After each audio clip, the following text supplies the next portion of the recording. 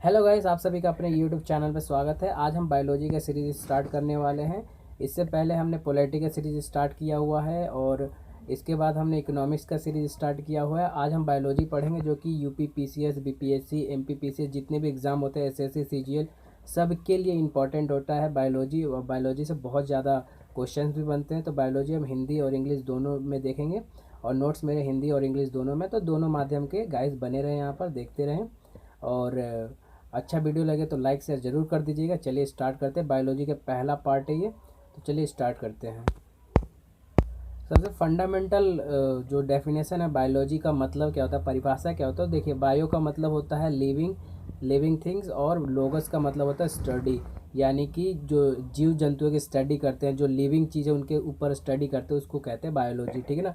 जैसे कि living things, उसके फंडामेंटल जो है फीचर्स क्या होते हैं, उसको रेस्पिरेशन ही, वो श्वसन क्रिया करता है, न्यूट्रिशन लेता है, मूवमेंट करता है, ग्रोथ करता है एंड रिप्रोडक्शन करता है, प्रजनन करता है।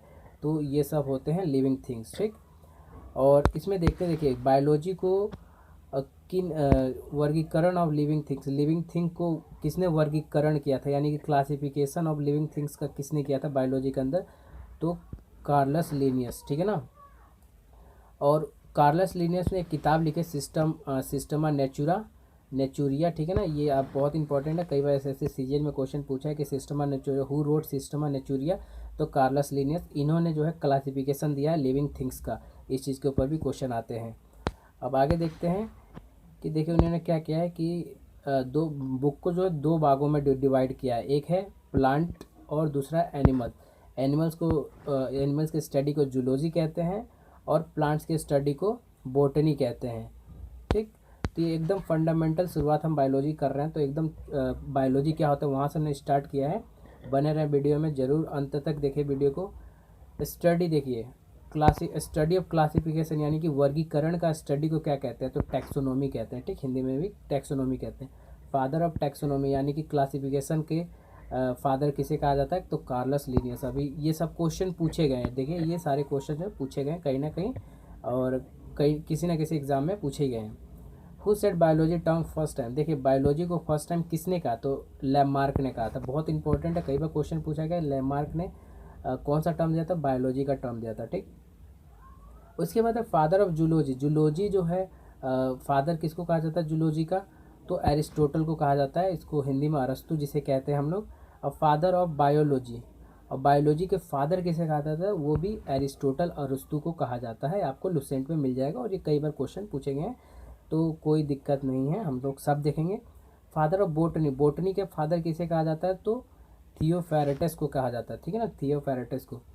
ये मैं आपको पहले बता दूं, ये पहला सीरीज है, तो हम एकदम नॉर्मल चीज़ करेंगे। इसके बाद हम जो है फोटोसिंथेसिस पढ़ेंगे, न्यूट्रिशन पढ़ेंगे, तो उनके बारे में पूरा डिटेल में चर्चा करेंगे।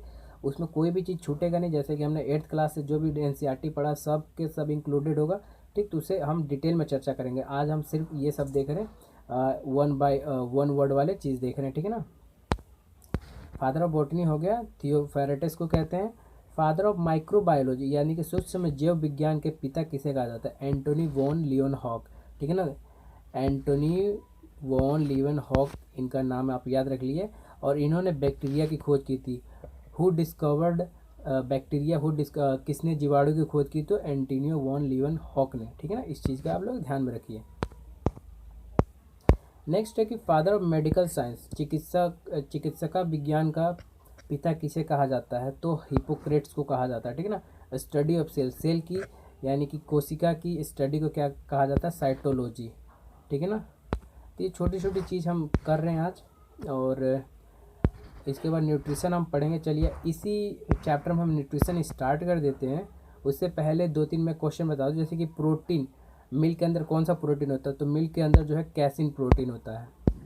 ठीक है ना, कैसिन इस तरीके से लिखा जाता है। ठीक, कैसिन प्रोटीन होता है। और जैसे कि एसआई यूनिट ऑफ जूल का एसआई यूनिट क्या होता है, एक स्टैटिक का क्वेश्चन है।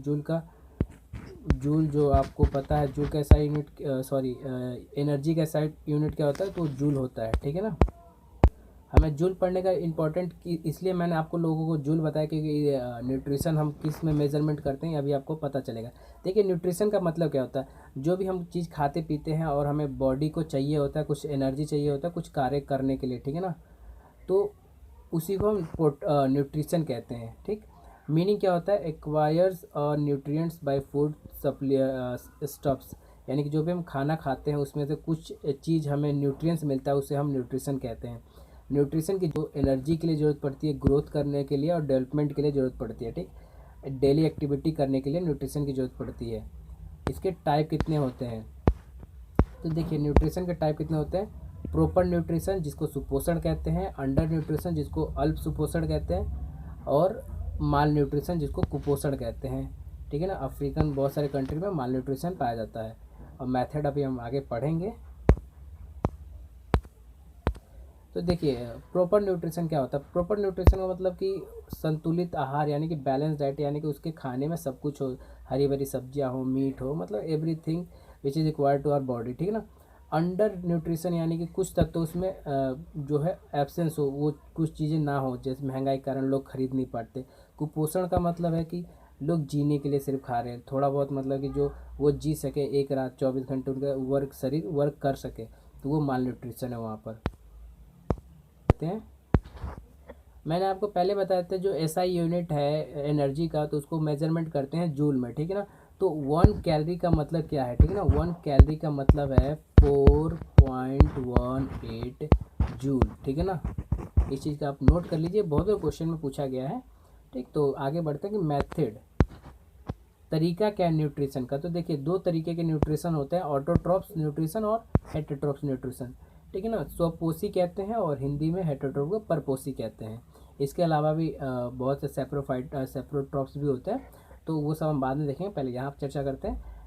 जो ऑटोट्रॉप्स होते हैं जो अपना भोजन खुद बनाते हैं, ठीक है ना, ऑटो सेल्फ मतलब खुद बनाना, जैसे पेड़ पौधे हो गए, ठीक है ना, फोटोसिंथेसिस यानी कि प्रकाश संश्लेषण द्वारा अपना खाना खुद प्लांट्स बनाते हैं, वो हो गए ऑटोट्रॉप। हेटेरोट्रॉप्स क्या होते हैं, जो दूसरे के ऊपर निर्भर रहते हैं, they are dependent on others. ठीक है ना, ये हेटेरोट्रॉप्स हो गए, दे डोंट फोटोसिंथेसिस, मतलब वो खाना खुद नहीं बनाते, वो खाना दूसरे के ऊपर डिपेंड करते हैं, जैसे कि ह्यूमन बींग हम लोग हैं और एनिमल्स हैं, ठीक है ना, वो दूसरे के ऊपर डिपेंडेंट रहते हैं। इसके बाद आता है फोटोसिंथेसिस, प्रकाश संश्लेषण। इसके बारे में बहुत अच्छा खासा नोट है, जहाँ पर मतलब कि कोई भी क्वेश्चन आपसे छूट नहीं जाएगा। एसएससी सीजीएल दे रहे हो, चाहे आप आरआरबी एनटीपीसी दे रहे हो, मतलब कोई सा भी एग्ज़ाम दे रहे हो, आपसे यहाँ से हटेगा नहीं क्वेश्चन। ठीक है ना, और ये सब हम पढ़ेंगे नेक्स्ट वीडियोज़ में। ठीक, तो फर्स्ट वीडियो को जो है अच्छा करें कि बताएं कुछ और भी कुछ बनाना है उसके अंदर। और इसके अंदर जो मेन चीज़ आपको याद करने वाली चीज़ है, ये आप मतलब कौन से वर्क के लिए मेल फीमेल को कितना कैलोरीज की जरूरत पड़ती है, बहुत इंपॉर्टेंट यहाँ से क्वेश्चन पूछा जाता है। और पहले पन्ने पे कुछ स्टैटिक्स क्वेश्चन थे ये वाले, यहाँ से क्वेश्चन पूछे जाते हैं। तो आई होप कि आपको अच्छा लगा video. Have a nice day. और अभी हाल ही में आप लोग न्यूज़ वगैरह देखते रहिए, अभी इजराइल का दूतावास जो इंडिया के अंदर दिल्ली के अंदर वहाँ बमबारी हुई है, तो वहाँ भी मतलब हमारे देश में अभी बहुत ज़्यादा बुरा खबरें आ रही हैं। तो आई होप कि आपको सुरक्षित रहना चाहिए।